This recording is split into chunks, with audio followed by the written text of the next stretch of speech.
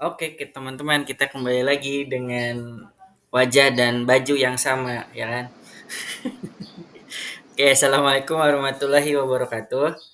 Waalaikumsalam warahmatullahi Waalaikumsalam warahmatullahi Waalaikumsalam wabarakatuh. warahmatullahi wabarakatuh. Oke, kita next ke ruang kolaborasi dan demonstrasi kontekstual di topik 6 pada matkul prinsip pembelajaran dan asesmen yang efektif.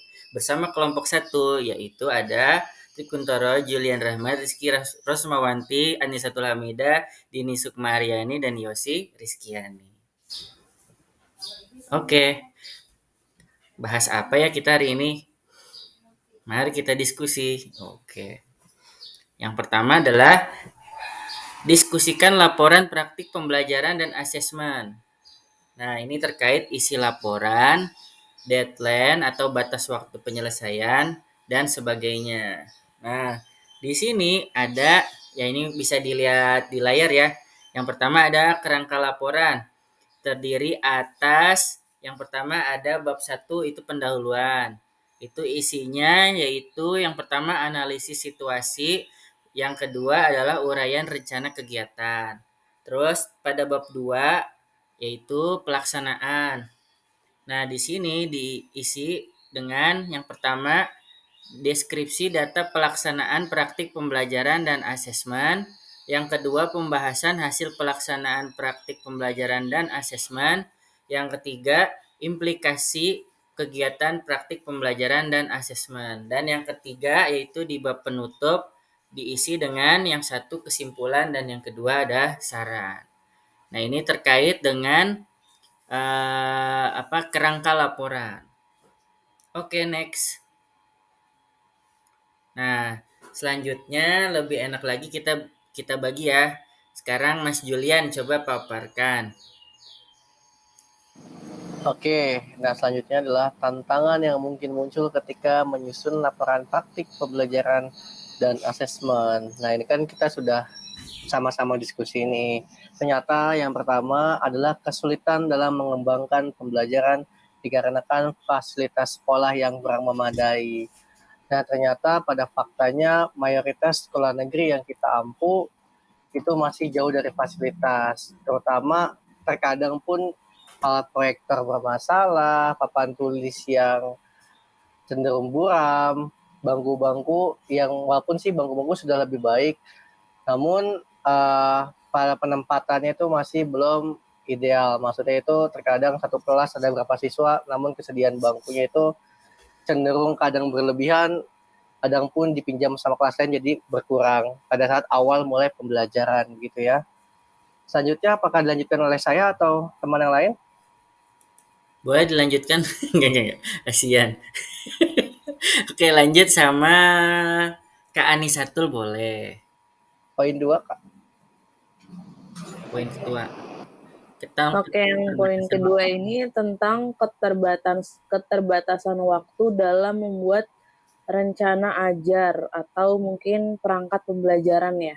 Ya, Jadi guru itu harus merencanakan perangkat pembelajaran yang terdiri dari RPP, LKPD, media pembelajaran, lalu instrumen evaluasi itu harus disusun jauh sebelum pelaksanaan pembelajaran dilaksanakan. Agar apa? Agar kegiatan pembelajaran yang akan dilaksanakan menjadi terarah.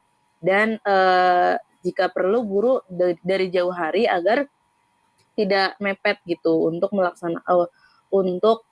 pada akhirnya dia di hari H itu tidak terburu-buru untuk membuat bahan ajar tersebut. Tuh, mungkin untuk poin 2 itu mungkin Kak.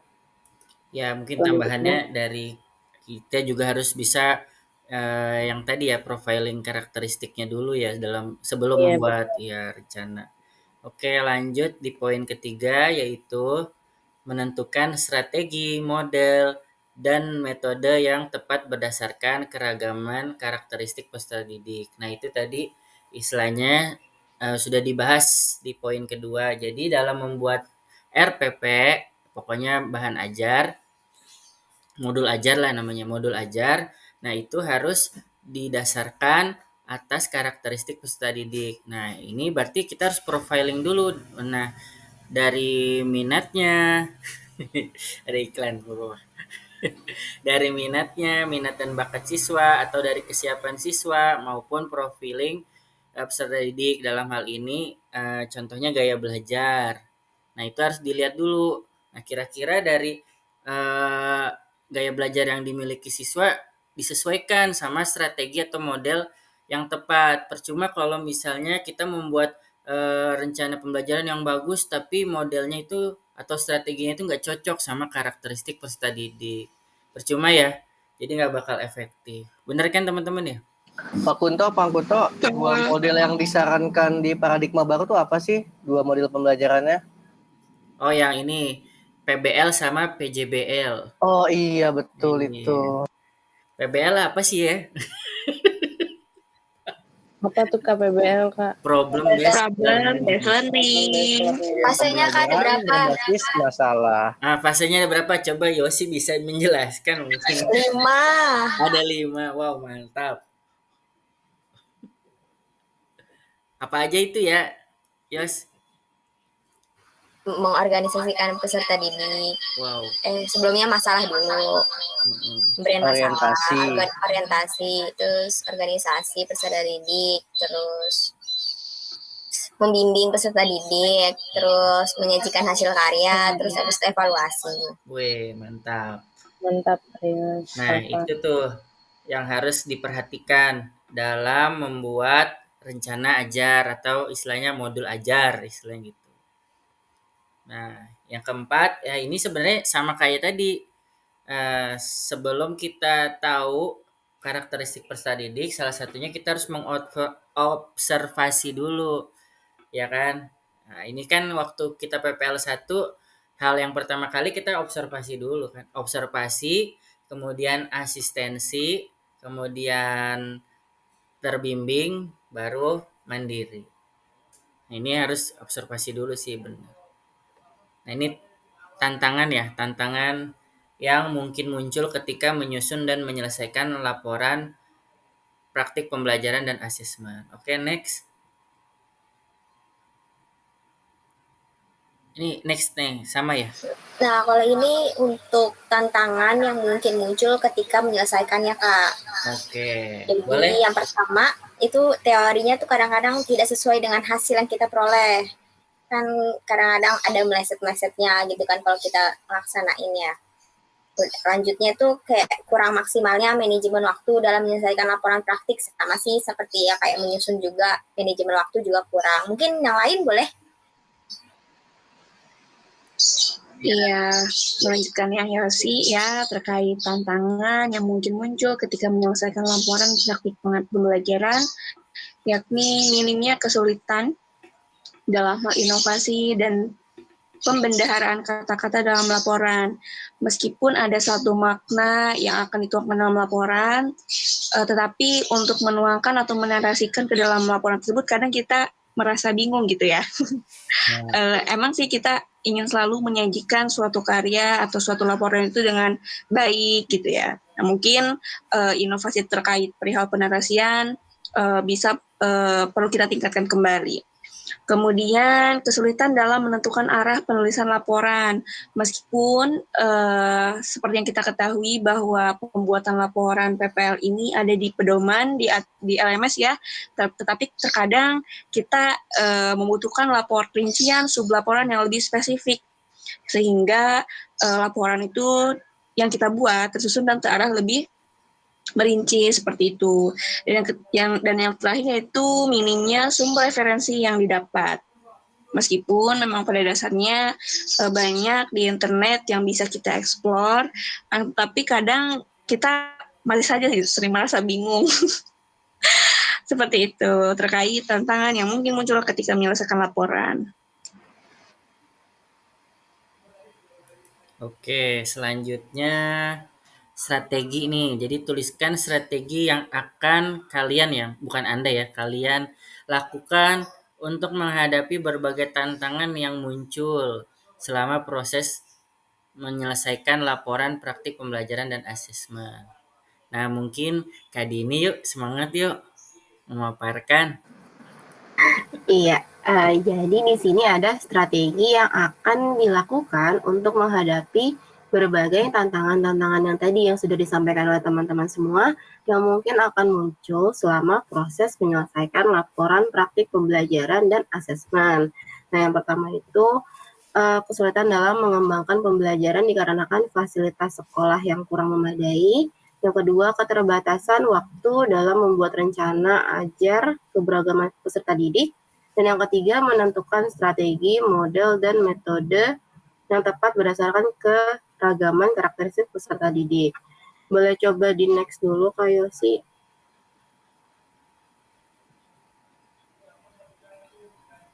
Nah, ini ada strategi yang dapat dilakukan. Oh, sama ini ya berarti ya. Yang pertama, teorinya tidak sesuai dengan hasil yang diperoleh. Yang kedua, kurang maksimalnya manajemen waktu dalam menyelesaikan laporan praktik pembelajaran dan asesmen. Berikutnya ada kesulitan dalam hal inovasi dan pembedaharaan kata-kata dalam laporan. Dan yang terakhir adanya minimnya sumber referensi yang telah didapat. Seperti itu.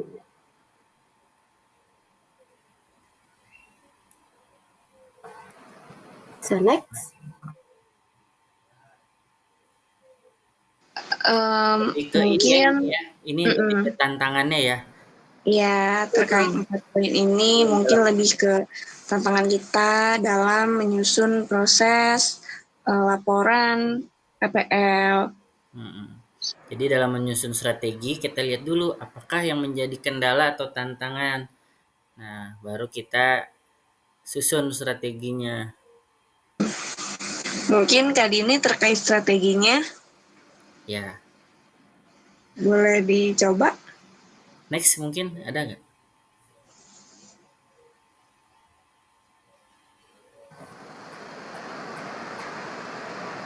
Ya, mungkin yang pertama kali yang mungkin usul nih ya terkait cara kita meminimalisir atau mengurangi tantangan yang tadi sudah disebutkan. Yang pertama, kita bisa mencari atau melakukan window sharing bersama teman-teman sejawat PPL yang lainnya. Kenapa? Karena satu, sama-sama melalui atau mengalami proses pembuatan laporan. Jadi barangkali ada yang sudah lebih paham dari kita terkait skema penyusunan laporannya, itu bisa di-sharekan kepada kita, tujuannya agar kita bisa sama-sama tercerahkan seperti itu. Terus terkait manajemen waktu, mungkin kita bisa membandingkan prioritas ya, karena yang namanya penugasan itu pasti ada aja gitu. Apalagi yang berkaitan dengan PPG Prajabatan ini, mata kuliahnya beda, tugasnya pun berbeda juga gitu. Dan yang lebih urgentnya lagi dikumpulkan dalam satu waktu yang sama. Mungkin kita bisa lebih memilah dan memilih prioritas mana, tingkat urgensinya yang mana yang sekiranya bisa kita tuntaskan terlebih dahulu. Mungkin nanti strategi yang lainnya bisa dipaparkan oleh Kak Dini atau Kak Nisa atau Kak Yulian atau Kak Kunto dan Yosi terkait jawaban tantangan yang ada gitu. Oke. Jadi untuk menjawab strategi ya, untuk mengatasi tantangan. Tadi udah banyak ya kayak apa Iki ya menjabarkan ya terkait misalnya kayak minimnya sumber referensi. Ya, jadi kita bisa sharing dengan PPL yang lain, teman-teman PPL yang lain. Jadi istilahnya kalau banyak banyak kepala jadi istilahnya banyak isinya nanti ya. Banyak referensi yang bisa kita ambil. Jadi misalnya ada yang bisa atau misalnya punya pengalaman terkait games-games matematika, bisa tuh kita sharing-sharing. Wah, nanti pakai games matematika asik tuh nanti kalau diselingin di dalam pembelajaran gitu. Jadi istilahnya kita makin kuat dalam mencari sumber referensi. Jadi udah istilahnya nggak terkait kesulitan lagi ya dalam mencari sumbernya. Saya udah banyak sumber-sumber yang bisa kita ambil. Terus kemudian ada kesulitan dalam hal inovasi. Nah, itu tadi bisa sharing-sharing Kayak Mas Julian punya inovasi kayak waktu itu tuh ada sedotan ya. Sedotan apa namanya? Magic straw, Wah, ya sedotan magic sulap. straw ya. Jadi prok prok prok gitu jadi apa? Bukan ya? Oh, bukan. Ya itu mungkin nanti inovasi baru juga buat saya, Pak. Oh gitu. Nah, terus kayak Kunto nih sempat istilahnya menerapkan games ular tangga waktu di tempat dulu sebelum PPL ya. Bisa tuh. Bukannya balok. Bukannya Nah, balok berwarna. balon Nah, juga Pak bisa. Kunto, kalau ngomong-ngomong tentang games, itu ada ahlinya di sini namanya Ani Satu, Wah, diangkat di Masya skripsinya. Allah. Skripsinya itu tentang TGT soalnya, jadi lebih layak nih kayak Ani Satu untuk memaparkan seperti apa kira-kira Ani Satu buat motif inovasi ini ya. Mantap nih, diam-diam menganyutkan ternyata Kani Satul ya. Gimana Kak Ani Satu tentang TGT itu sekiranya bisa digambarkan pada kita? Taunya Ini THT, inovasi juga ini. taunya THT ya kita ya. TGT, Kak. Oh, TGT tahu. Jadi kalau TGT itu kan Teams Games Turnamen. Nah, Ya. kebetulan waktu penyusunan skripsi itu penelitiannya itu dilakukan pada saat daring. Jadi memang agak sedikit sulit. Waktu itu dari sekolah tempat penelitian itu belajarnya tuh hanya lewat grup WhatsApp saja. Jadi dari sekolahnya memang gurunya minta lewat WhatsApp saja karena keterbatasan internet dan lain sebagainya gitu kan. Jadi TGT ini sebenarnya semacam cerdas cermat. Jadi saya bagi kelompoknya menjadi 5 kelompok. Satu kelompok itu ada 6 orang. Jadi soalnya itu dipersiapkan sebanyak berapa ya? 26 soal. 26 soal kalau nggak salah. Jadi bergantian setiap kelompok itu, setiap kelompok bergantian diberikan soal, lalu diberi waktu satu soal itu 3 menit, 3 menit untuk dijawab di grup WhatsApp itu. Kalau misalnya kelompok yang sedang diberikan soal ini nggak bisa jawab, dilempar ke kelompok selanjutnya dan seterusnya. Nah, lalu diberikan poin-poin gitu, terus setiap pembelajaran TGT-nya selesai itu diberikan papan poin, nanti di akhir pembelajaran yang menang itu dapat hadiah gitu sih Kak. Itu untuk turnamennya. Kalau untuk gamesnya, jadi di setiap pembelajaran itu kan di 2 kali pertemuan itu dikasih LKPD. Nah LKPD-nya itu juga dikasih papan skor gitu untuk setiap kelompok. Jadi kalau misalnya LKPD yang biasa kan kita hanya diberi nilai. Kalau untuk yang ini diberi skor seperti bintang gitu. Jadi untuk di akhir pembelajaran bab tersebut diakumulasilah itu skor gamesnya sama skor turnamennya. Nah, untuk skor yang paling tinggi itu kelompok dengan skor paling tinggi itu diberikan hadiah dan diberikan reward berupa kebebasan remedial. Jadi untuk ulangan hariannya itu mereka nilainya aman gitu walaupun di bawah KKM, tapi karena hasil turnamennya itu mereka aktif dan juga skornya tinggi, jadi mereka nggak remedial gitu. Jadi pada saat games itu mereka jadi berlomba-lomba, jadi aktif banget berlomba-lomba karena mereka tahu bahwa kalau mereka menang mereka nggak akan remedial, jadi aman nilainya begitu sih Kak. Wah, mantap ya. Berarti emang istilahnya TGT itu menarik ya. Asal pas di awal pembelajaran mungkin buat regulasinya yang jelas dan gampang dipahamin sama siswa. Betul. Oke, mantap. Secara nggak langsung pemantik ya, buat Woi, mereka mencoba aktif ya. iya. Boleh, boleh, boleh. Tapi kalau bisa dibikin rewardnya yang istilahnya nggak membuat apa sih namanya ada sisi negatifnya itu apa namanya Iya, kalau tidak di seperti narkoba apa teori namanya Pavlov ya, ya narkoba apa namanya adiktif. adiktif jadi kayak jadi apa ketergantungan lah Iya, seperti teori Pavlov yang kemarin kan. ya yang Tapi kayaknya terlihat tadi konstruktif ya, iya rewardnya bagus itu. bagus mantap oke mungkin itu aja ya strateginya ya wih emang istilahnya kayak Anissa tuh ternyata pengalamannya luar biasa ya oh luar biasa Wih. Memang sudah pakarnya di situ, jadi kita banyak belajar dengan beliau ya. Kalau kata Ariel kan biasa di luar ya kan Bener. Apa tuh? Nggak balik kalian luar biasa maksudnya oke lanjut nah sekarang tanya jawab nih terkait laporan praktik pembelajaran dan asesmen. Tadi kan kalau terkait penulisan ya. Jadi dari bab 1, bab 2, bab 3 udah jelas ya teman-teman ya. Istilahnya kayak apa sih? Itu yang terkait penulisan lah pokoknya. Sistematik penulisannya itu mungkin nggak perlu dipertanyakan ya. Mungkin tanya jawab terkait apa nih? Mungkin yang kita masukin apa aja sih yang kita wajib laporkan di praktik pembelajaran dan asesmen. Ini mungkin yang terkait PPL 1 ya. Ya kan teman-teman? Pertama, Iya. Iya. ya mungkin kurang lebih sama kayak mata kuliah PPL. Jadi kita menyusun laporan mungkin secara ini ya, apa sih namanya, yang pertama kita observasi dulu yang jelas. Jadi mungkin laporan observasi secara di lapangan, kondisi kelas, lingkungannya seperti apa, terus karakteristik peserta didiknya seperti apa gitu. Itu nggak apa-apa lah, nggak dicatat juga, kasihan kecepatan soalnya ngomongnya kan. Oke, nah itu pertama observasi dulu ya. Terus yang kedua terkait apa teman-teman? Lupa kan jadi. RPP-nya guru Asistensi Pamo. dulu ya. Jadi secara observasi, secara kasat mata lah di luar seperti apa lingkungannya segala macam. Nah terus baru kita masuk pas di kelas selama pembelajaran kita observasi tuh. Tapi jatuhnya kayak lebih ke asistensi. Itu juga Iya. observasi ya.